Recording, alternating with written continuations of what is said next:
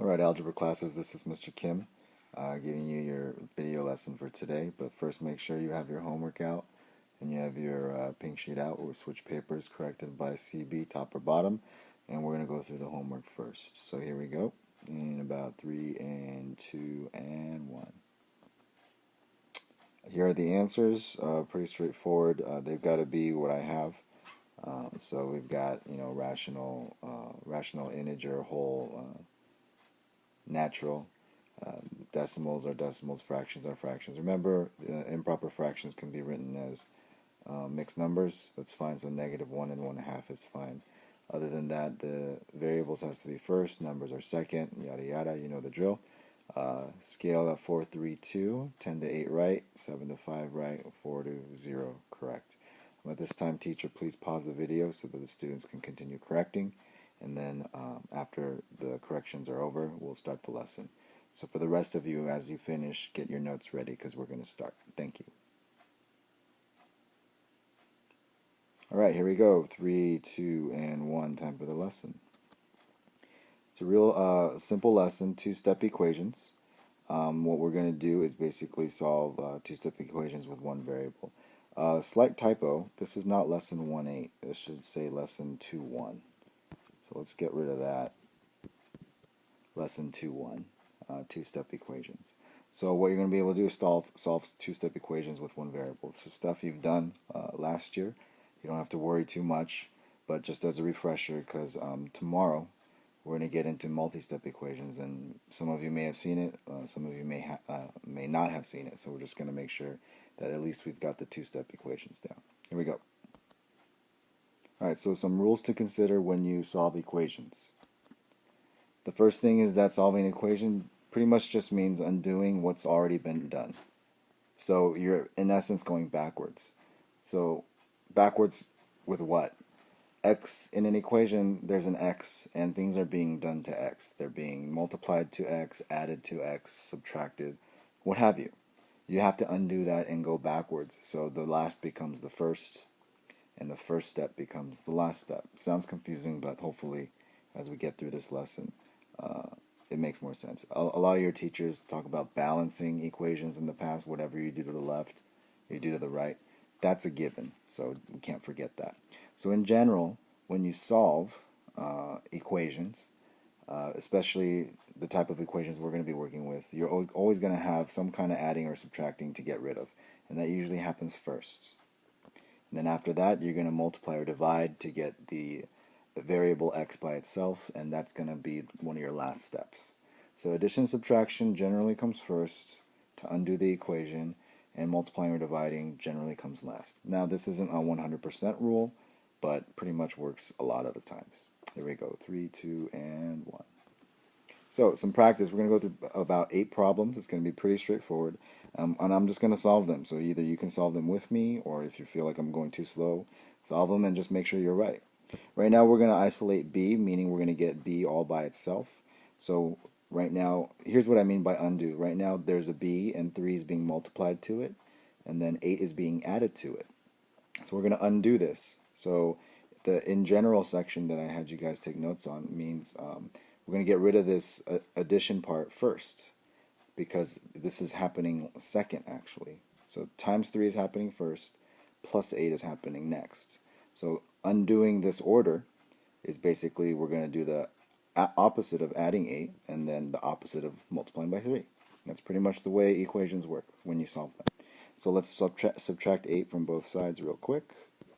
So you get 3b equals -18. Be careful right here. That's an addition problem, right? Two negatives, when you add them or combine them, make a bigger negative.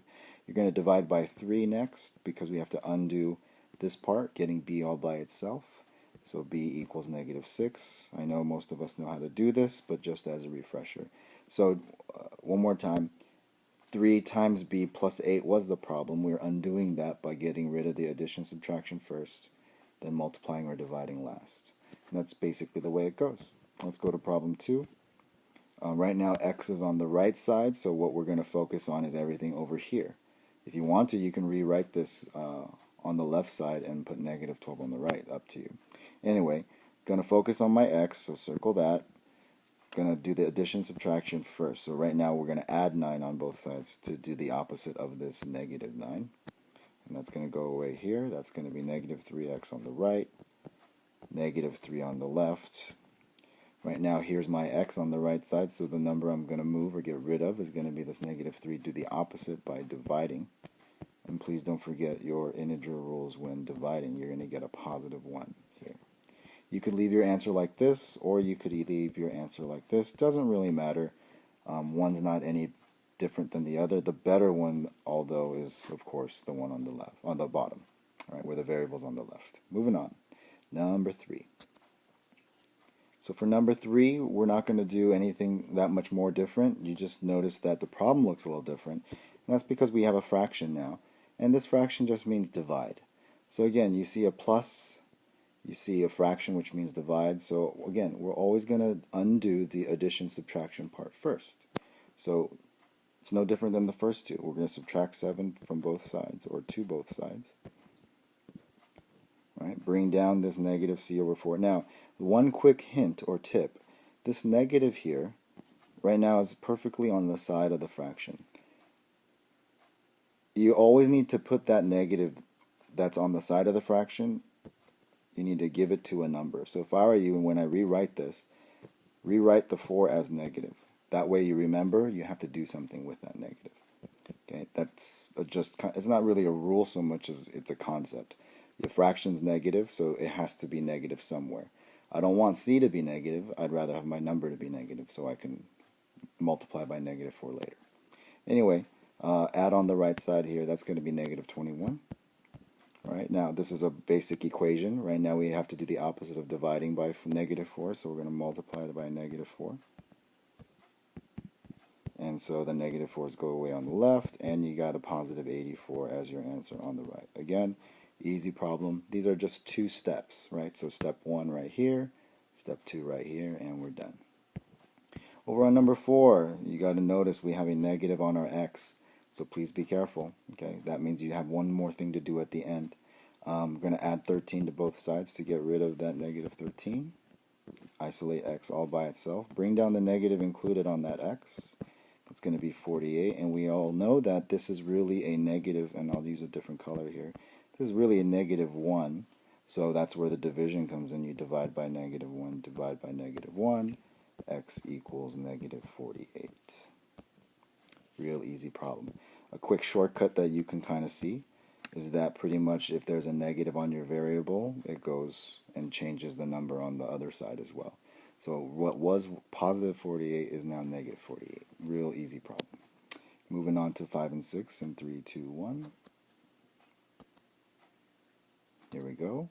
So here's 5, here's 6. 5 looks pretty much the same as every other problem we've done.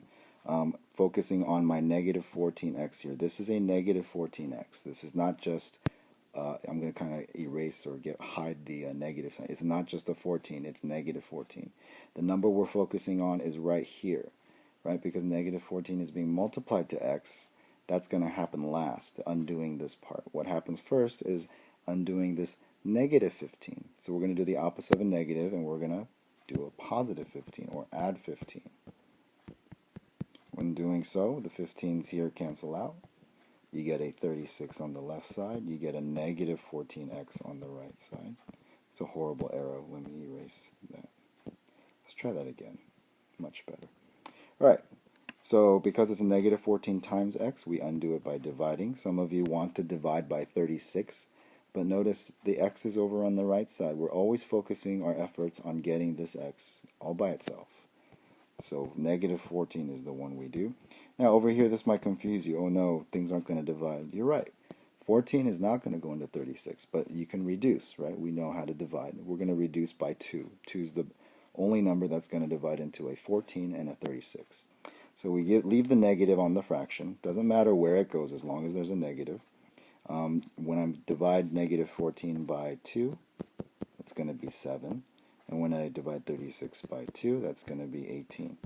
So you can leave your answer again as an improper fraction. If you want to change it, fine. But that's as much as you need to do right there. Let's move on to number 6. So for number 6, this is where some students are like, okay, since Mr. Kim, you said always do add and subtract first, let's minus 8 on both sides. Now this is why I said most of the time in general, the general rule is that you add or subtract first. Because right now what's happening is that there's this big division sign here, and this big division sign is actually separating the top from the bottom. So in other words, we have an x plus 8 that's actually grouped together. Remember last week I said fractions make groups, right? So this is a group that's created. X plus 8 is created and 4 is created. So to get up to this area and get rid of that 8 by subtraction, we first have to get rid of this 4 so that we can break up this fraction. Right now this problem is being divided by 4, so the opposite of division by 4 is multiplication by 4. So we're going to multiply 4 on both sides. So I'll put a 4 there and a 4 there. That'll cancel the 4's out on the left, so I'll just have an x plus 8, and I get a negative 32 on the right. Now I can go ahead and subtract this 8 so that x can now be all by itself. So x is now negative 40. Remember, there's two negatives here, negative 32, negative 8, and you just get a bigger quote negative. Right? Hopefully that wasn't too confusing. We got another one coming up in about 3, 2, and 1. Oh, and if this is too fast for you and you missed something, again, this will be up on my haiku page. Anytime I make a video lesson, always on my haiku site. So if you didn't get it the first time, go home, log into mytust.org, and go to my webpage, go to Unit 1, and the video will be there. All right, so you can watch it at your own pace. Here we go. So these are our last two problems. I'm going to challenge you. See if you can do this before I finish, okay? Because I'm going to be talking and going slowly anyway. If you can do it before I finish, that means you know what you're doing, especially number 8.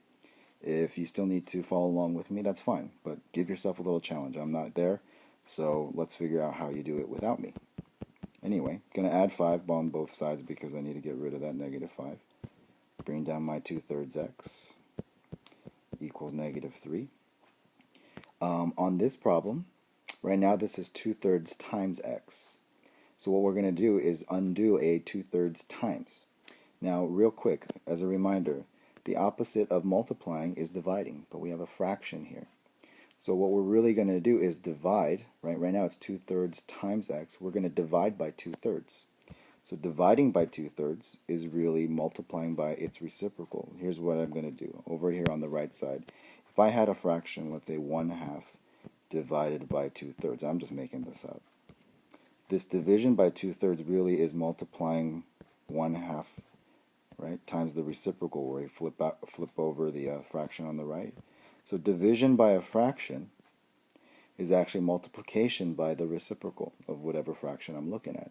So division by 2/3 is actually times 3/2. That's why your teachers taught you, hey, if you're multiplying by a fraction an x, right, x times a fraction, to undo it, you just do the reciprocal and multiply on both sides. That way, you can go ahead and cancel out the 3 and 3 over here on the left, and the 2 and 2 on the left, and x is now all by itself, which is what we want. Anyway, let's solve this problem. Let me erase the stuff over here in the middle, which is not part of the problem. And then we'll go and finish this problem.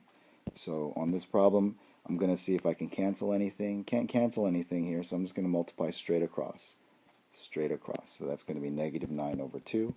Don't need to make an improper fraction or mixed number, so I'm good. All right, here's number 8. We did number 6, similar problem. See if you can beat me. See if you can do it faster than me and get it right. That means you're going to be okay. Division, right here, because of the fraction, we make 2 groups, right? An a minus 15 and a 7. Multiply 7 on both sides, and we get a minus 15 equals 28. Add the 15 to both sides, because we're doing the opposite here, and a equals 43. That's pretty much about it. One more time, this video is going to be on Haiku, so you can log in and find it. This is our last problem. This is our lesson for today. So again, it's just a review, and hopefully it didn't take too long. I'm looking at it, and it's about 14 minutes and 30 seconds, so that's a good amount of time. Good luck on the homework tonight, and we'll see you tomorrow. Have a great day.